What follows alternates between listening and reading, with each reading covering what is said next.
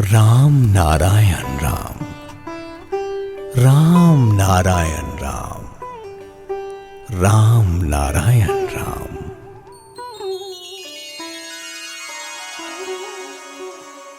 प्रश्न है, वेद का नजरिया तब कैसे परिवर्तित?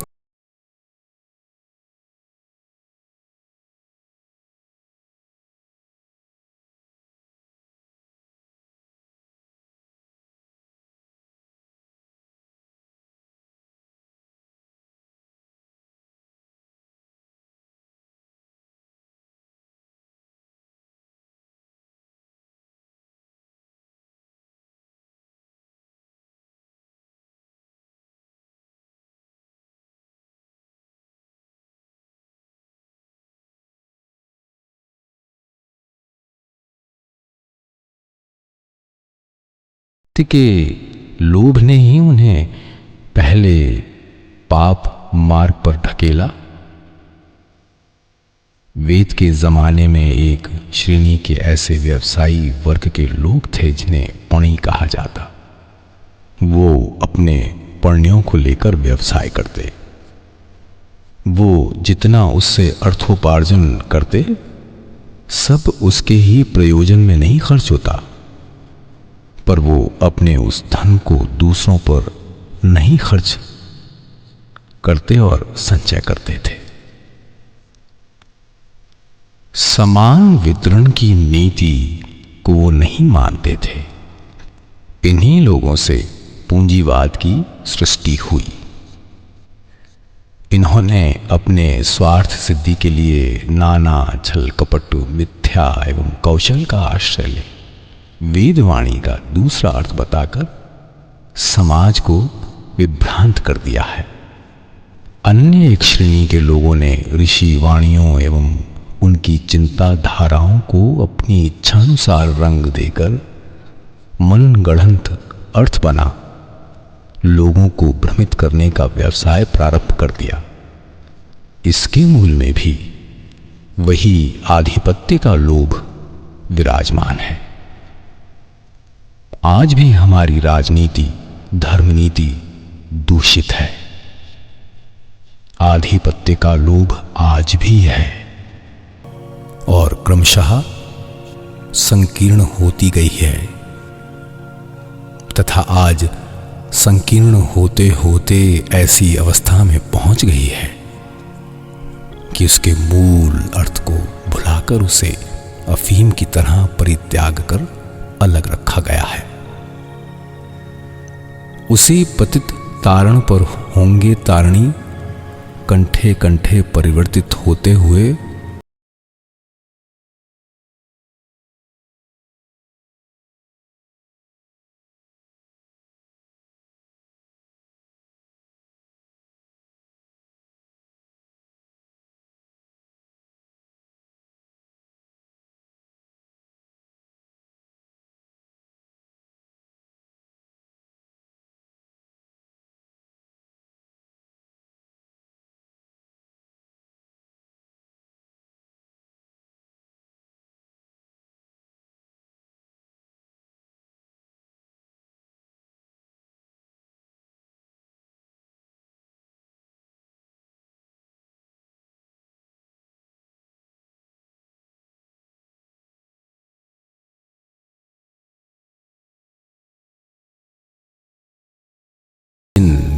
देवताओं की ओर इंगित है, वो प्रकृति के भिन्न भिन्न अवस्था के भिन्न भिन्न रूप हैं। जैसे प्रकाश, हवा, आंधी, पानी, बादल, बिजली, मिट्टी, नदी, सागर, आकाश एवं काल आदि। प्रकृति के इन्हीं रूपों का वेद में एक एक नामकरण किया गया।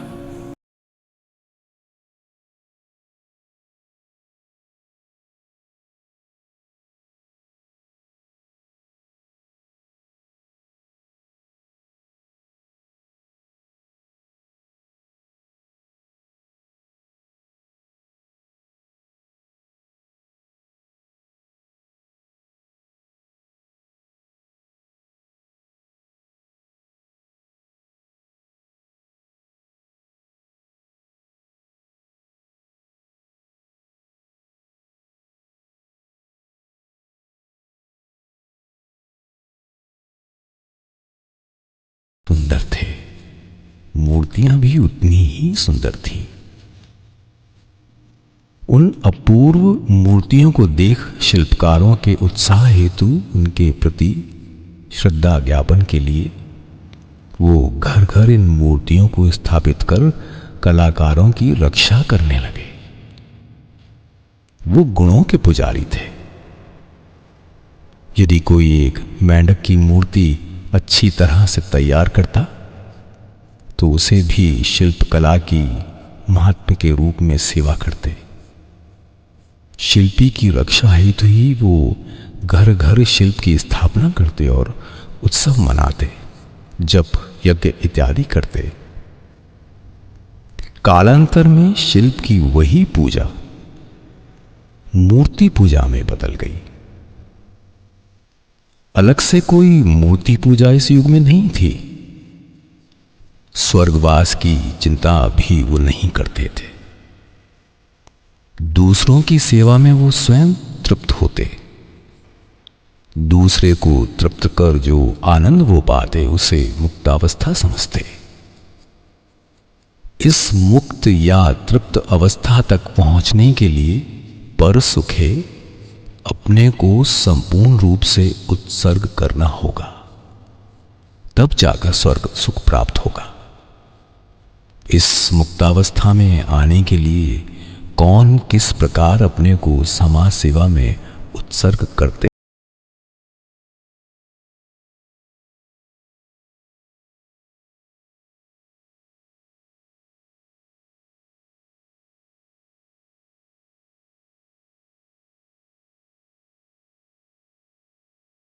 ये समवंटन में कभी भी कहीं कृपणता नहीं हुई। यही आगे चलकर स्वार्थपरक लोगों के कुचक्र द्वारा विकृत हो मूर्ति पूजा, स्वर्गवास इत्यादि में बदल।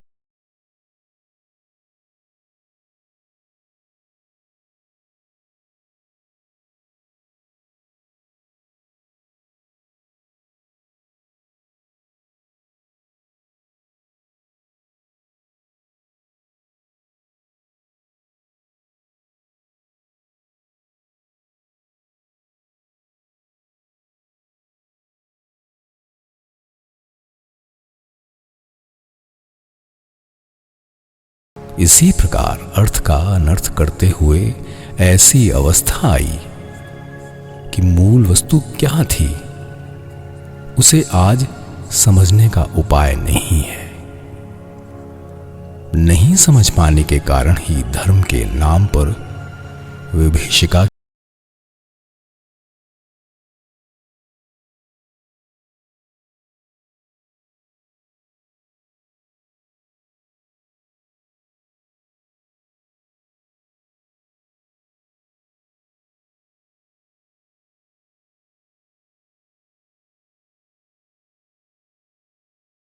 जानबूझकर भी लोगों की दुर्बलता सेंटिमेंट का सुयोग लेकर सबके सिर पर हाथ फेर रहे हैं।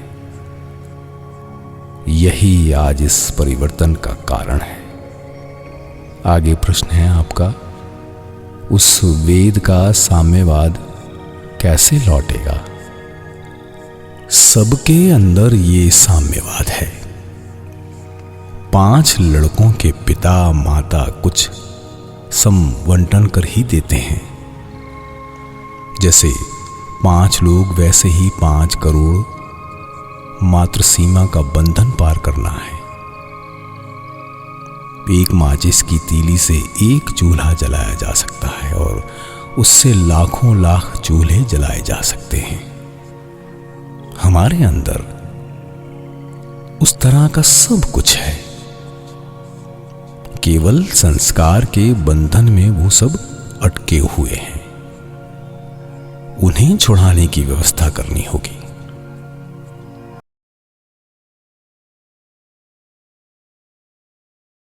तो वेद पर आधारित साम्यवाद की स्थापना करना चाहते हैं। इसमें तो कम्युनिस्टों से मत विरोध होगा। उस मत विरोध से संघर्ष सृष्टि हो सकती है। आपकी क्या राय है? वेद में जिस साम्यवाद की बातें कही गई हैं, उसके संग यहां के कम्युनिज्म के प्रयोजन की ओर से विरोध नहीं है। वो कहना चाहते हैं कि जिस धर्म ने समाज को पंगु बना रखा है, उस धर्म को हम लोग नहीं मानते। हम लोगों के वेद ने भी काल्पनिक धर्म की बातों पर विश्वास नहीं करने को कहा है। वस्तुवाद ही वेद का प्रधान अंग है। यहां कहा गया है, वस्तु पर वस्तु का विश्लेषण करते हुए आगे बढ़ो, तब जाकर उस चरम वस्तु को पाओगे जो समस्त कुछ धारण किए हुए है। वही चरम वस्तु धर्म है।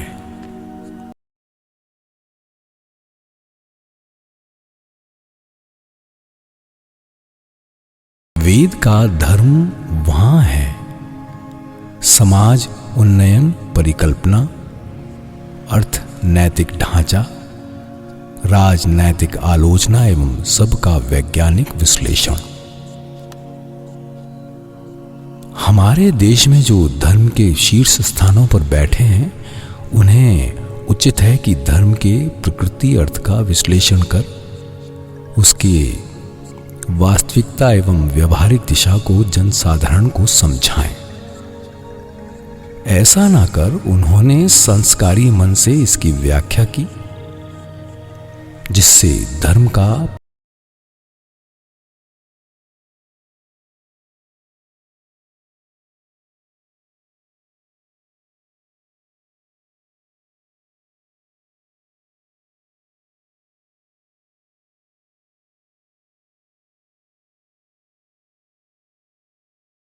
तो वैदिक धर्म नीति की ओर से दूसरा कोई अंतर मैं नहीं ढूंढ पाता हूं। एक ही चीज के भिन्न भिन्न नाम, वारी,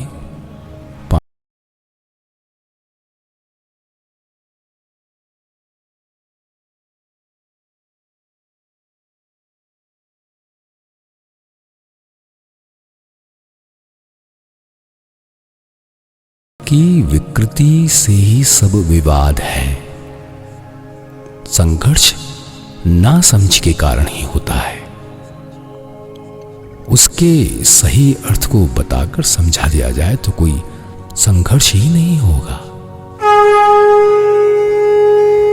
सब मिलकर बोलेंगे, राम नारायण राम, राम नारायण राम, राम नारायण राम।